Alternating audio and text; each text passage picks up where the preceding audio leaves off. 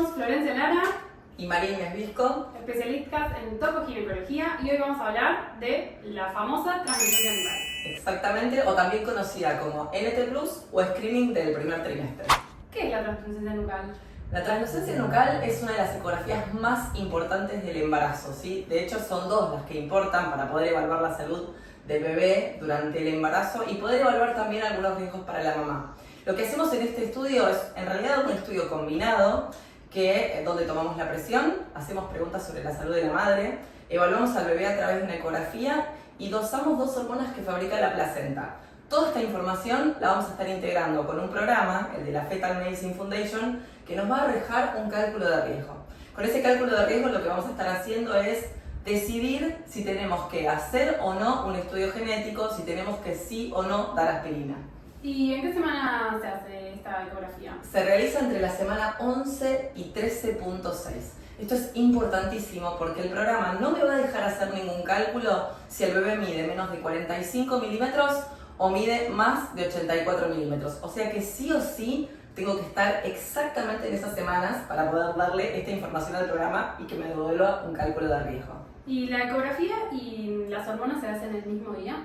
No, o sea, se podrían hacer el mismo día, vamos a suponer que no llegaste, podemos hacerlo, mientras estemos menos de la semana 13.6 podemos hacerlo, pero lo ideal, la máxima sensibilidad diagnóstica de este estudio se obtiene cuando hacemos las hormonas en la semana 10, idealmente 10 u 11, y la translucencia en la semana 12 o 13. Esa es la combinación ideal y además nos da un plus que a mí me gusta muchísimo, que es que al momento que hacemos la ecografía ya tenemos el resultado de las hormonas.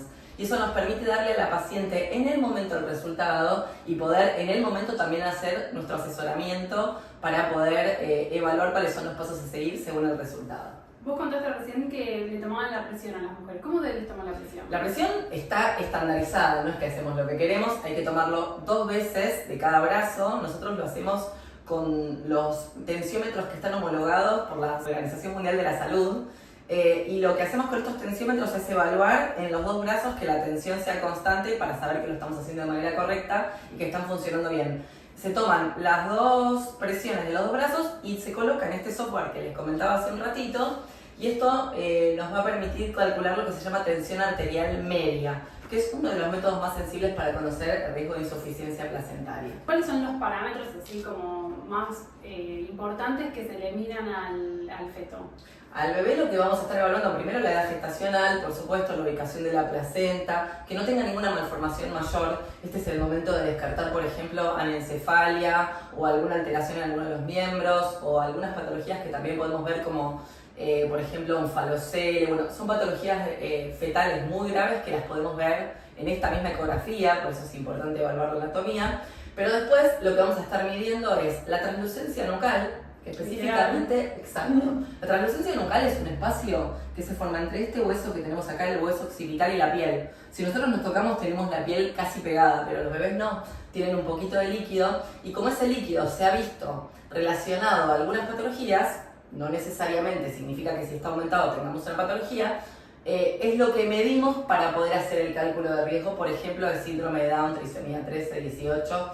Además, en esta ecografía vamos a estar viendo también la presencia del hueso nasal, aunque actualmente está un poco discutido su valor en el riesgo del bebé. También vamos a estar haciendo el Doppler de ductus venoso, que es un vasito que lleva sangre oxigenada al corazón y que su alteración también puede hablarnos de mayor riesgo de trisomías.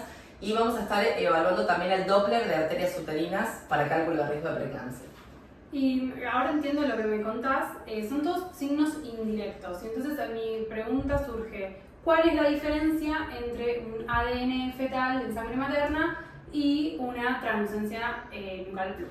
Bueno, primero tengo que aclarar que se complementan. O sea, no es que puedo elegir entre una y otra porque todavía el ADN o los métodos bioquímicos no nos pueden dar tanta información con respecto a la salud del bebé. Por ejemplo, lo que les contaba recién de las malformaciones, podemos no verlas si no hacemos una ecografía, o el Doppler de arterias uterinas lo necesitamos para cálculo de riesgo de insuficiencia placentaria, por ende no pueden reemplazarse una con otra.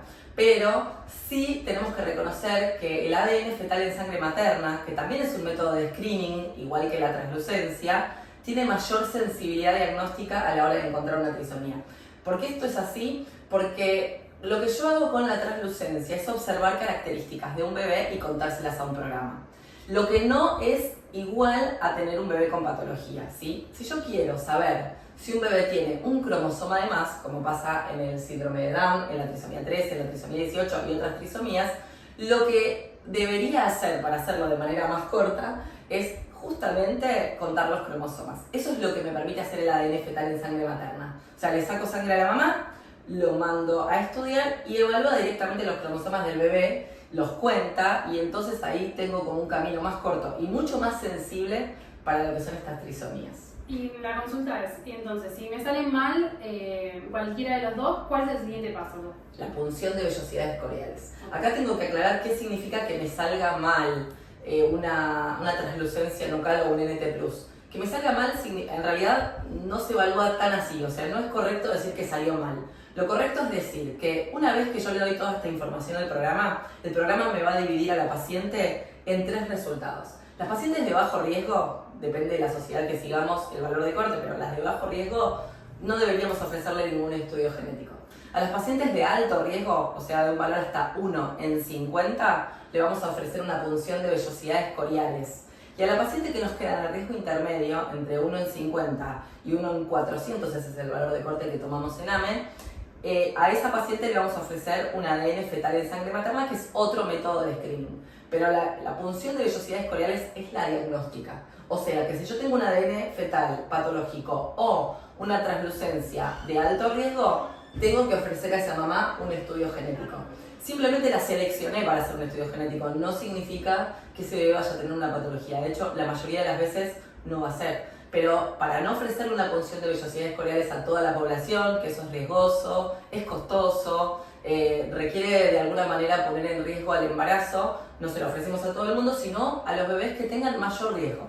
Mayor riesgo no significa patología. Y aproximadamente, ¿cuál es el valor de falsos positivos que nos arroja la ATN? Tenemos la tasa de falsos positivos en la translucencia es bastante alta. O sea, tenemos que punzar, va a depender del riesgo que te dé. Vamos a suponer que nos da un riesgo de 1 en 50, tenemos que punzar a 50 embarazos con las mismas características para encontrar uno con patología. Por ende, en realidad, tenemos que reconocer que también la cantidad de falsos positivos que tenemos por translucencia es bastante alta. Por eso a mí personalmente me gusta muchísimo más lo que viene a pasar con el ADN fetal en sangre materna, donde nosotros no tenemos que, o sea, que no pasamos por este estado donde sospechamos que puede tener, sino que directamente fuimos a contar los cromosomas, ¿sí? Claro. Además, hay que reconocer otra cosa que es importante, que es que la translucencia tampoco tiene una sensibilidad cercana al 100%. Si las hacemos con hormonas, y en la semana 10 las hormonas, y en la semana 12 llegamos a una sensibilidad del 96%. Esto quiere decir que hay un 4% de bebés que pueden tener patología y no ser detectados. Mientras que si lo hacemos sin hormonas, la sensibilidad es del 85%. O sea que tenemos un 15% de bebés con patología que pueden no ser detectados por ese método. Mientras que la ADN fetal en sangre materna tiene una sensibilidad del 99%, solo el 1% que tenga patología puede ser que no lo detectemos a través de este método. Okay. Y acá en AME, ¿cómo son los pasos a seguir cuando las pacientes vienen a hacerse un ATN? Bien, lo que recomendamos es que se acerquen alrededor de la semana 10. Primero, si no estamos seguros de la edad gestacional, siempre recomendamos una ecografía de primer trimestre bien hecha que nos permita calcular bien las fechas de este estudio, porque la verdad que es fundamental. Creo que es el estudio donde más importa que tengamos bien calculada la fecha.